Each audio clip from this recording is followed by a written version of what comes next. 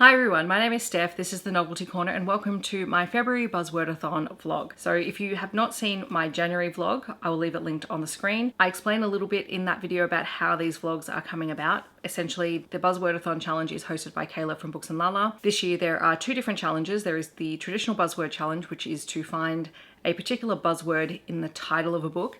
And then there is also a second challenge, which is a cover challenge. And there are some themes that you might tend to see on covers, and your challenge is to read a book that features that on the cover. Now, I mentioned in my reset that technically I have a book that actually covers off on both of these prompts, but because I like to be a little bit extra, I'm trying to read two books, one for each prompt, and if they happen to double up, that's excellent. So the main book that I'm planning on reading for this challenge is Watermoon by Samantha, Sotto, Yambao. This is meant to be like a cozy fantasy book. I've kind of seen mixed reviews about it so far, but I am going into it with a very open mind. I don't know all that much about it aside from the fact I love the cover. It features the word water in the title, quite literally. It does have a skyline, so it fits both prompts.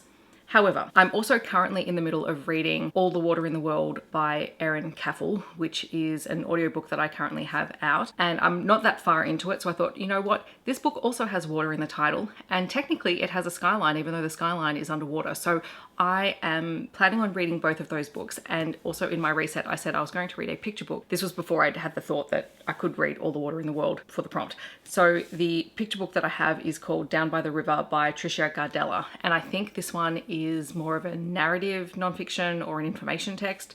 So you're kind of going to get three books for this challenge, two adult titles, plus a kid's book, and then after I finish reading each challenge, I'm going to give you some recommendations for other books that might fit the prompt.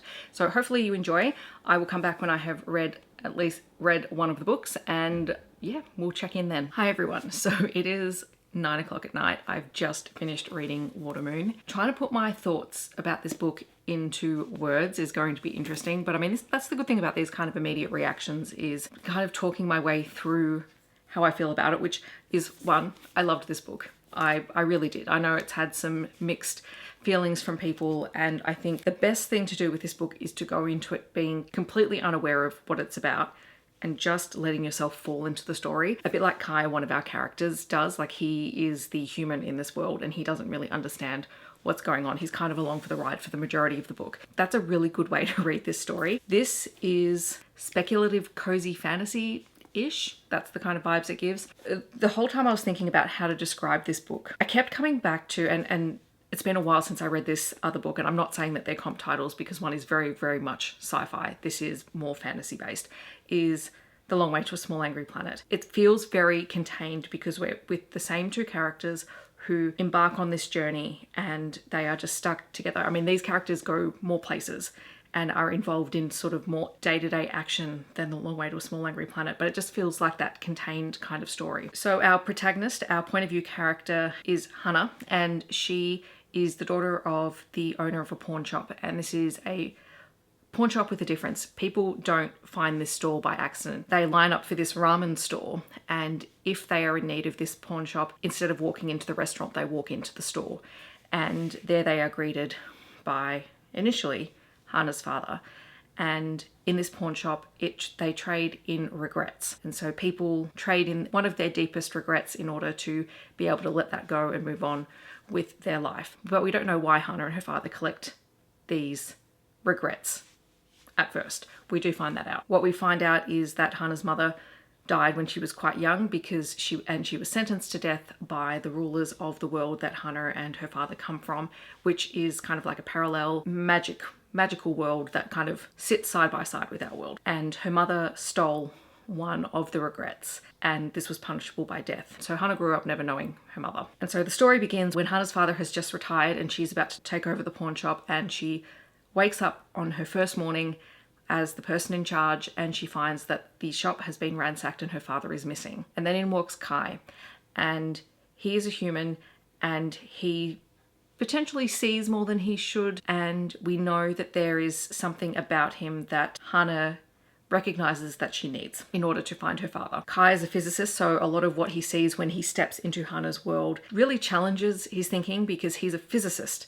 And so he is traveling in a parallel world and he is seeing things happen seemingly by magic, and it is everything that he's ever wanted to try and figure out. And so he is just drawn into the world despite the danger, despite the threat of the rulers coming after Hannah. And the journey that the two go on is just really interesting because it is about Hannah unraveling her past, her history, her father's past, her mother's history, and how everything is connected while we're learning about the world. And it's not a fast-paced book by any means. It's a very kind of slow, that's why I was comparing it to The Long Way to a Small Angry Planet.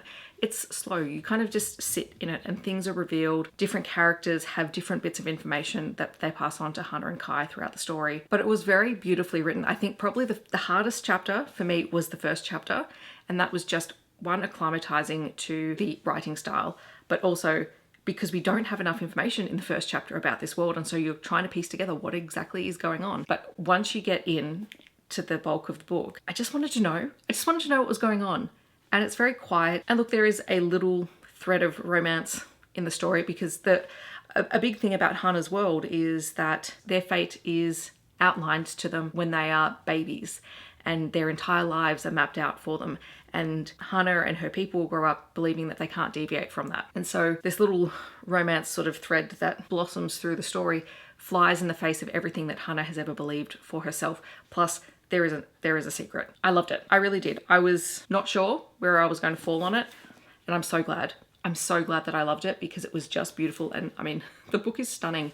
So I read this for the Skyline prompt, even though it does feature water in the title. It does fit both prompts. I'm also partway through All the Water in the World, but I'll wrap that up tomorrow when I finish it. All right, but now I'm going to give you 5 recommendations for books that feature skylines. Now, this has a city skyline, but a skyline is simply the line where the sky and the ground connect, right? So not all of these are city skylines. I'm just going to play by my own rules here, right? So the first one I'm going to recommend is The Dry by Jane Harper, and I'm going with the Australian cover of this, which basically has the grass and the skyline, the night sky.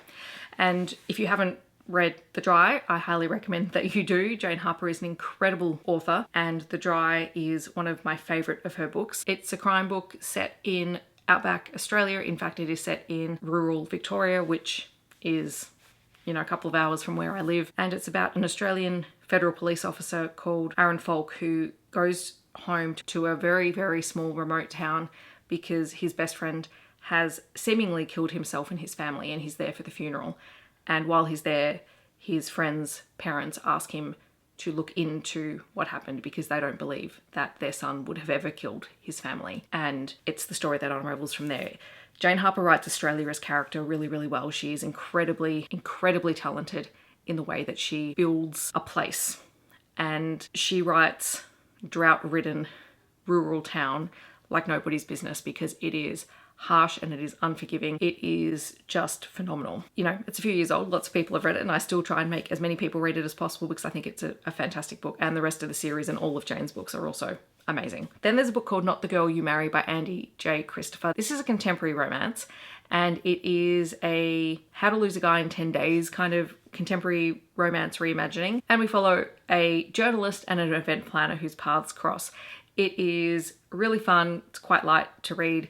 Andie J. Christopher is also a really fun contemporary author to pick up if you want to dive into some contemporary romances. There is We Could Be So Good by Cat Sebasitian. There is one particular cover that has the skyline, and this is a queer romance set in the 1950s, and it is the romance between a journalist who is quite used to kind of digging for stories and his relationship with the son of the owner of the newspaper where he works. Any book in Kate Meader's Rookie Rebels series, as long as they're the illustrated covers, because they all have the silhouette of the Chicago skyline on the cover. These are really fun hockey romances. If you enjoy sports romances and hockey romances, they're just kind of quirky and fun, and all of the characters appear in each other's books. And I basically marathoned my way through the series when I first read them, and I had the chance to meet Kate Meader last year and get all of my copies of these books signed because I love the series that much. I wouldn't be me if I didn't try and fit this book into some kind of recommendation, so maybe we'll see how many times I manage to fit this into any kind of the Buzzword Challenge recommendations, and that is The Rest of the Story by Bauer.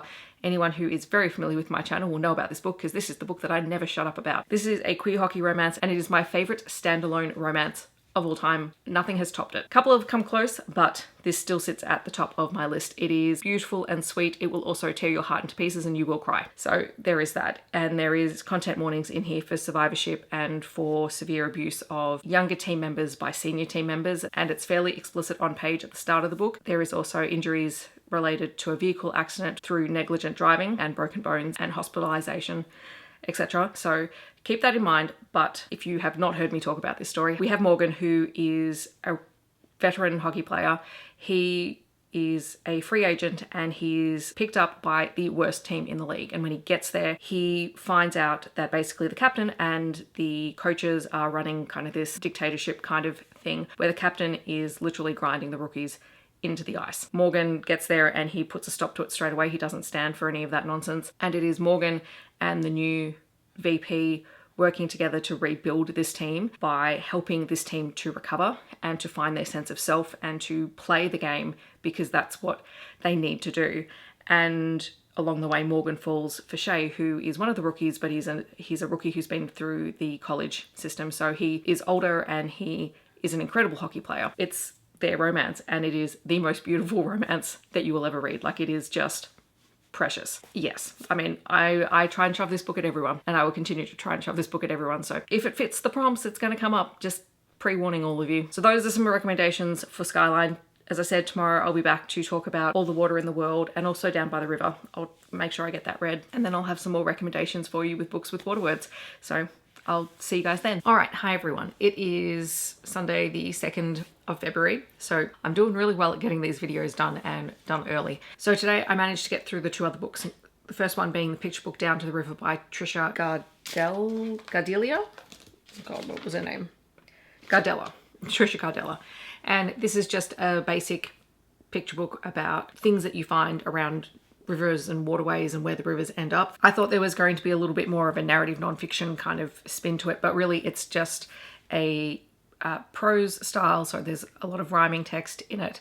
It looks at the different parts of the river and how people interact with different parts of the environment, from very small streams in the river all the way out to where it meets the ocean. It was lovely and it had beautiful illustrations, but it ultimately probably doesn't do anything that I haven't seen other picture books do before. So worth a read, really enjoyable, but you know, just kind of one of those picture books that you pick up and go, oh yeah, that was a nice read. And then I finished All the Water in the World by Eiren Caffall, which is a climate fiction book that came out this year and was one that I've had my eye on and was really excited about. And unfortunately, it was not my favorite. It was fine. The writing style was interesting, and we are following survivors in a dystopian type future where most of, well, at least we start out in New York City. New York City is underwater, so something has happened re climate change. They've had lots of superstorms, and now pockets of survivors are living in different places. And the survivors that we're following start out in the American Museum of Natural History. And I think one or both of the parents worked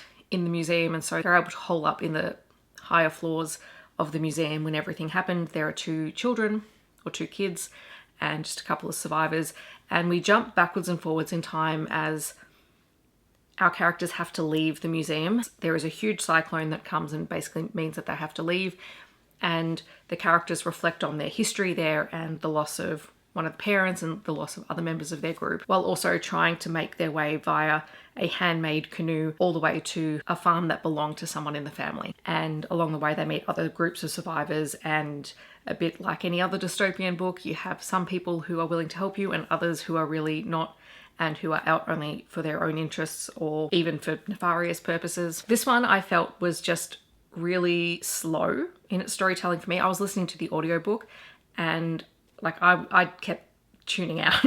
So I had to go back at a couple of places and kind of revisit sections and let everything sink in, because it was really easy to just kind of lose focus. And I haven't quite figured out why it is. Maybe it would have been better if I'd read it with my eyeballs, but I had it as an audiobook and I really wanted to listen to it. So, I mean, there is that. I would say this one does have a lot of content warnings. There are lots of deaths that are mentioned. There are deaths on page. There is death by a wild, I think it's a wild dog attack.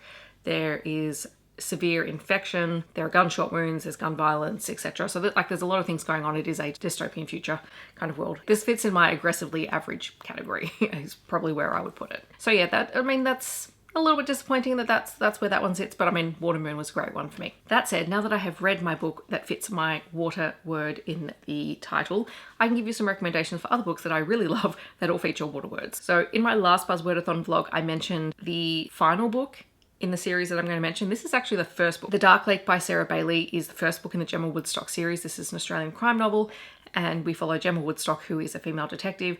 And this is kind of, I think I said in that video, there are times where Gemma occasionally comes across as unlikable, and by the time we get to that book, her character has grown a lot.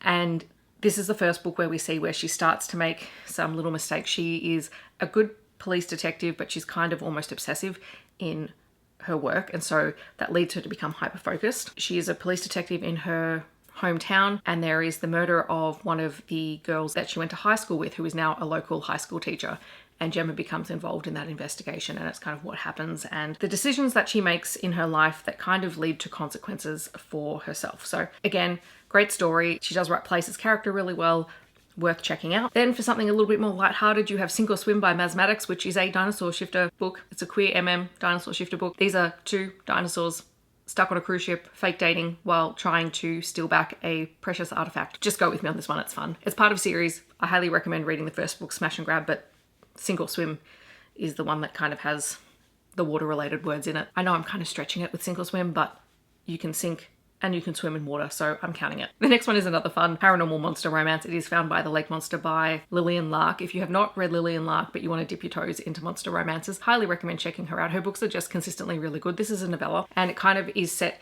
in a universe that she has created, but it's kind of these little side characters. It's like a little side plot. And you have Amy, who finds herself out in the woods one night with a group of people. They are hunting a monster, and she gets separated from the group. She's not really invested in hunting the monster. She doesn't even really believe it. And then she stumbles across Eiren, who is quite literally a lake monster, and he's about to go into heat. And so he's asked for someone to organize a mate for him, which is part of the extended world. And Amy accidentally stumbles into his home and pretends to be that person.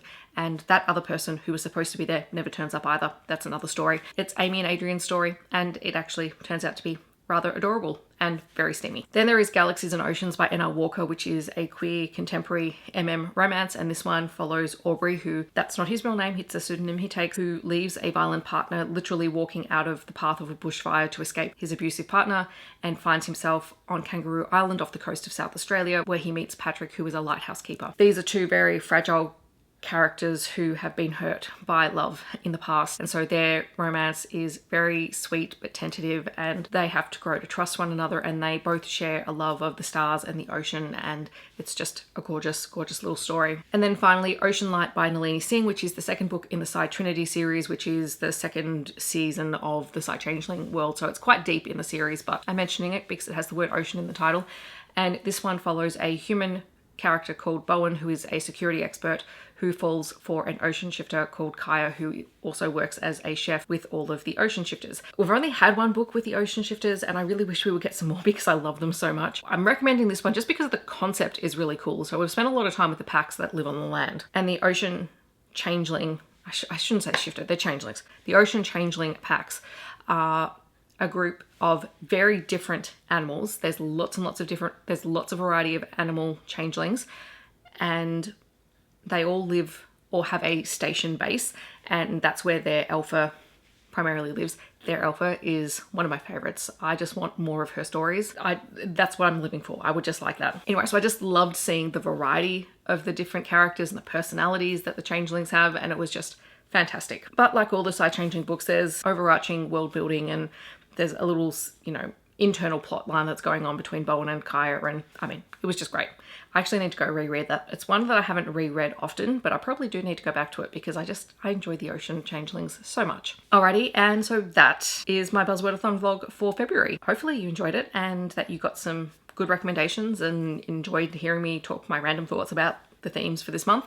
I will be back next month with the March prompts and books for those. In the comments, I would love to know, have you read any of these books, or are you planning on picking any of them up? Or what did you read for the prompts for the Buzzwordathon readathon if you are participating? If you just want to let me know that you're here but you don't want to leave a comment, you could either leave some kind of water emoji or a skyline emoji. I think there are a couple. They might be city skylines. But anyway, you can choose whatever works for you. Otherwise, I hope that wherever you're in the world, you're staying safe and healthy, and I will see you in my next video. Thanks so much for watching. Bye everyone.